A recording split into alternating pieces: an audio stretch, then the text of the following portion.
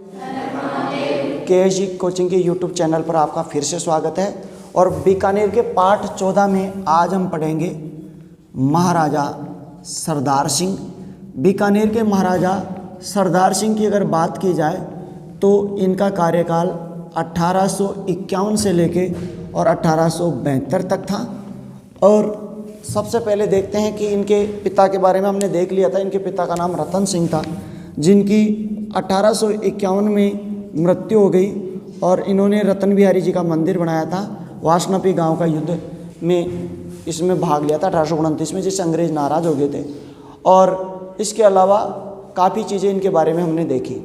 इनके ऊपर जो प्रश्न बनता है, इनके पिता ने एक काम किया था कन्यावध को रोकने के लिए। 1837 में इन्होंने बहुत शपथ वगैरह दिलाई थी ताकि लोग इस पर दृढ़ रूप से रह सकें, और कोई कानूनी अमली जामा भी इन्होंने 1844 में पहनाया था। ठीक है, सबसे पहली चीज़ इनके ऊपर जो प्रश्न आता है, 1857 में क्या हुआ था? क्रांति के दौरान बीकानेर के शासक थे ये। और बीकानेर के ये शासक थे ये पहले शासक थे जिन्होंने अपने राज्य से बाहर जाकर अंग्रेज़ों की सहायता की थी। राजस्थान से बाहर जाकर, राजस्थान के पहले शासक जिन्होंने अपने राज्य से बाहर जाकर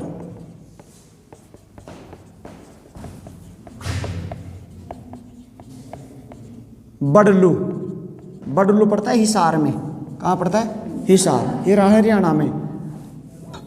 बडलू में अंग्रेजों की सहायता की। अंग्रेजों की क्या की थी? सहायता। ये याद रखना आप।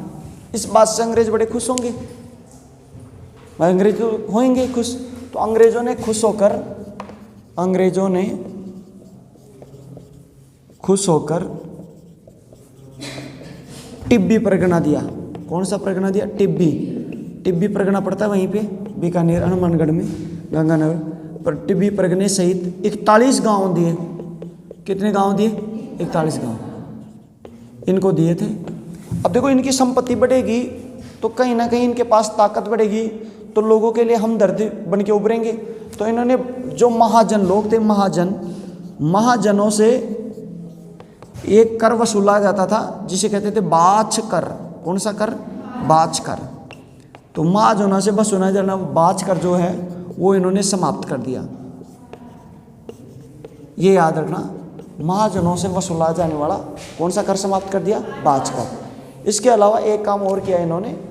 1857 में जब क्रांति हुई और इनको लगा कि अब अंग्रेजों का वर्चस्व स्थापित हो गया, 1857 की क्रांति के बाद में, क्योंकि अंग्रेजों ने जो अंतिम मुगल बादशाह बचा था, जो नाम मात्र का था, बहादुर शाह जफर, वो क्रांति भी नहीं करना चाहता था, लेकिन लोगों के दबाव में आके ज़बरदस्ती खड़ा हो गया था, तो उसको भी रंगून भेज दिया था।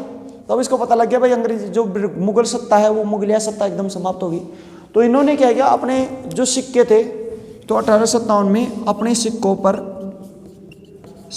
पर मुगल बादशाह के स्थान पर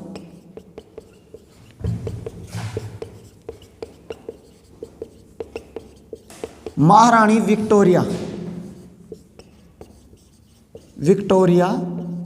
का नाम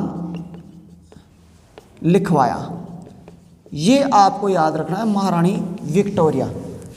विक्टोरिया का नाम इन्होंने लिखवाया था।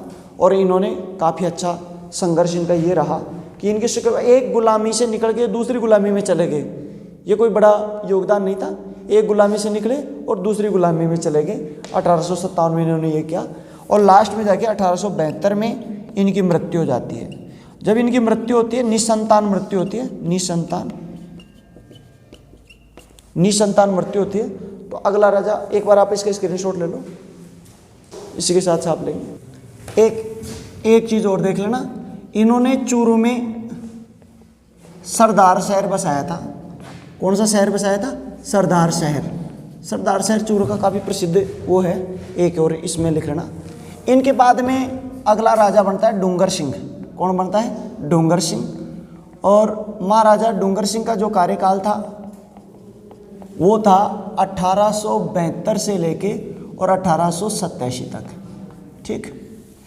अब क्या हुआ कि महाराजा सरदार सिंह की जब मृत्यु हुई तो वो निसंतान थे। क्या थे? निसंतान। अब निसंतान जब ये मरे तो अब बड़ी समस्या हो गई कि साहब अब राजा किसको बनाया जाए। तो राजा किसको बनाया जाए तो इसके लिए ये चयन करते हैं, एक रिजेंसी काउंसिल गठित कर देते हैं। और एक रिजेंसी काउंसिल जिसके अध्यक्ष जो थे उनका नाम था मेजर बर्टन। क्या नाम था? Major Burton. और मेजर बर्टन वहाँ का कार्यकाल देख रहे थे कि आप अपन किसी न किसी को चुनते हैं। तो ये जो महाराजा सरदार सिंह थे इनके रिश्तेदारों में ढूंढते हैं। तो इनके कोई दूर के रिश्तेदार के भाई का बेटा था और उनका नाम था डूंगर सिंह। क्या नाम था? डूंगर सिंह। तो डूंगर सिंह के पिता का नाम था लाल सिंह। पिता का नाम क्या था? लाल सिंह। तो लाल सिंह के पुत्र डूंगर सिंह को इन्होंने राज्य सौंपा और इनकी माँ का नाम था जुहार कुंवरी। कौन सी कुंवरी? जुहार कुंवरी। ये आपको याद रखना।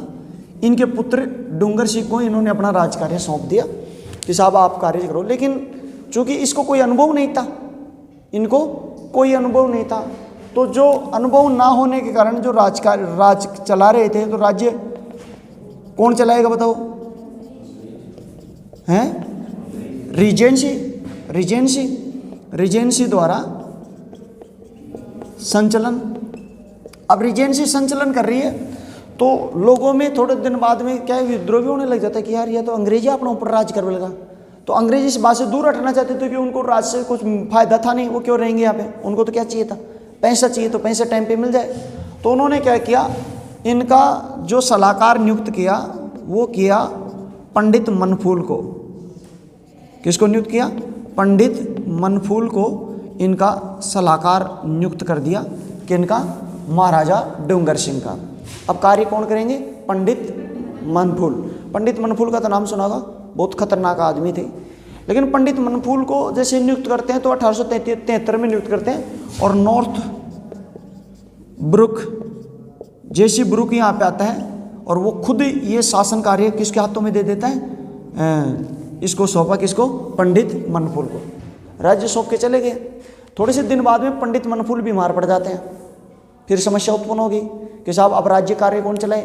तो फिर अब दूसरा सलाहकार बनाया जाता है और अब की बार जो सलाहकार बनाया गया वो बनाया गया लाल सिंह को। किसको बनाया गया?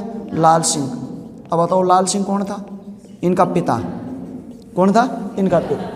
ये चीज़ें आपको याद रखनी। शुरुआती चरण में इसके सामने ये समस्या आई थी। अब क्या होता है कि एक तो 1878 थोड़े से दिन बाद में जैसे ही समय गुजरता है 1878 में फिर काबुल में विद्रोह होता है। कहाँ पे विद्रोह होता है? काबुल में विद्रोह। और जब काबुल में विद्रोह होता है तो इन्होंने अपनी 800 ऊँटों की सेना की टुकड़ी यहाँ पे भेजी थी। 800 ऊँटों की सैन्य टुकड़ी कहाँ भेजी थी इन्होंने? काबुल में। एक तो इनके बारे में ये याद रखना। अब अंग्रेजों से बताओ, जब ये सैन्य टुकड़ी भेज रहा है तो उनसे संबंध अच्छे बनेंगे कि बुरे बनेंगे? अच्छे बनेंगे। ठीक है। अच्छा, इसके बाद में इसके शासन कार्य धीरे धीरे इसके समझ में आने लग जाता है और इसके ऊपर इसने सबसे ज़्यादा निर्माण कार्य खूब कराए थे। निर्माण कार्य तो इतने कराए थे कि आप पूछ नहीं सकते। जैसे एक तो इन्होंने छत्र सिंह, ये इनकी सबकी देवलियां हैं। इनके जो पुराने जो राजा हैं उन सभी की देवलियां बनी हैं बीकानेर में। तो उनकी देवलियां नहीं, स्मारक बने हैं वहाँ पे। तो वो जब जिनका भी स्मारक बनाया, जिनका वो बनाया, उसके ऊपर उन्होंने मंदिर बना दिया। क्या बना दिया? मंदिर बना दिया। तो छत्र सिंह देवलिया, छत्र सिंह की देवलिया, उस पर गिरधर दास का मंदिर किस पे बना दिया? छत्र सिंह के ऊपर। एक तो ये आपको याद रखना। दूसरा, एक दलेल सिंह, इस पे बद्रीनाथ जी का मंदिर। किसका मंदिर? बद्रीनाथ जी का मंदिर। एक इनकी माँ थी जिनकी मृत्यु पहले हो गई थी इनसे पहले, को क्या नाम था? जुहार कुंवरी। और जुहार कुंवर की जो स्मारक बना उन पे उन्होंने गणेश मंदिर बनाया। कौन सा मंदिर बनाया? गणेश मंदिर। अच्छा, गणेश मंदिर के अलावा इनकी माँ के अलावा एक इनकी दूसरी भी माता थी, वैसे प्रताप कुंवरी, सुना होगा आपने। प्रताप कुंवरी, प्रताप 25 लिखे थे मान सिंह ये, उस समय जब अपन पढ़ रहे थे आया था ना, उसकी स्मारक है। उस पे उन्होंने सूर्य मंदिर बनाया। कौन सा बनाया? सूर्य मंदिर। हर किसी के स्वभाव के अनुसार मंदिर बनाते थे, ये बहुत प्रसिद्ध मंदिर बनाए इन्होंने, सूर्य मंदिर। एक इनके बड़े भाई का नाम था गुलाब राय, इनका बड़ा भाई गुलाब राय, और उसके ऊपर गुलाबेश्वर मंदिर बनाया। कौन सा मंदिर बनाया? गुलाबेश्वर मंदिर। ठीक। अच्छा, इसके अलावा इन्होंने हरिद्वार में गंगा मंदिर बनवाया। हरिद्वार कहाँ है? हरिद्वार नहीं सुना? हरिकांड उत्तराखंड है, जहाँ पे अपन विसर्जन करने के लिए जाते हैं, नहीं सुना? ये भी बड़ी बात करते हो।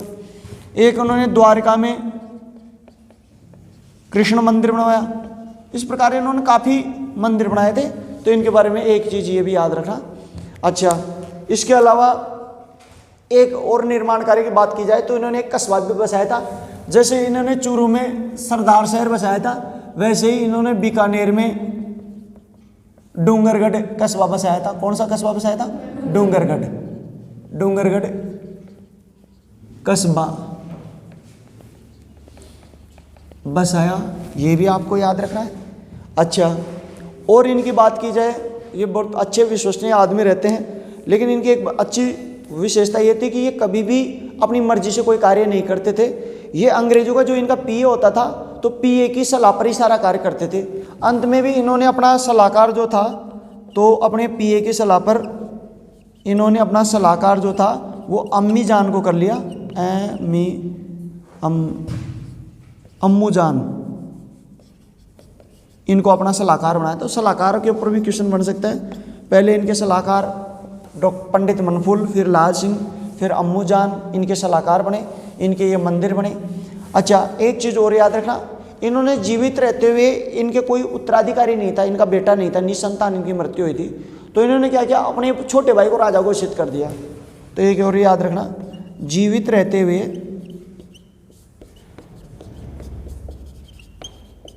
अपने छोटे भाई, क्योंकि इनको पता था कि भाई सत्ता बहुत मुश्किल से प्राप्त हुई है, और अपना बेटा जो है, हालांकि संतान तो थी इनका बेटा तो वो बहुत छोटा था। तो उनको एक चीज़ समझ में आ गई कि अगर अपने बेटे को राजा घोषित करेंगे तो अंग्रेज इनडायरेक्ट रूप से हस्तक्षेप करेंगे, और फिर वो तो कोई मतलब तो निकलेगी नहीं, इससे बढ़िया तो कम से कम अपने भाई को कर दें। तो जीवित रहते हुए अपने छोटे भाई, इनके छोटे भाई का नाम था महाराजा गंगा सिंह। क्या नाम था? गंगा सिंह। गंगा सिंह को अपना उत्तराधिकारी घोषित किया, अपना उत्तराधिकारी घोषित किया।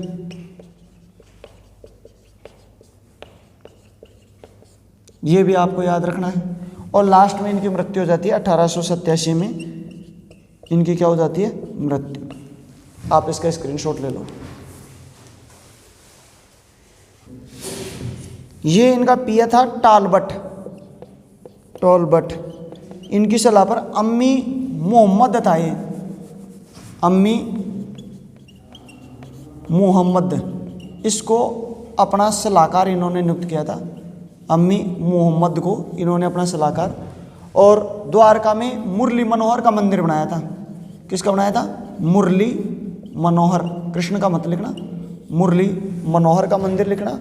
और एक काशी में और लिखना, काशी में डूंगरेश्वर का मंदिर, डूंगरेश्वर का मंदिर, डूंगरेश्वर।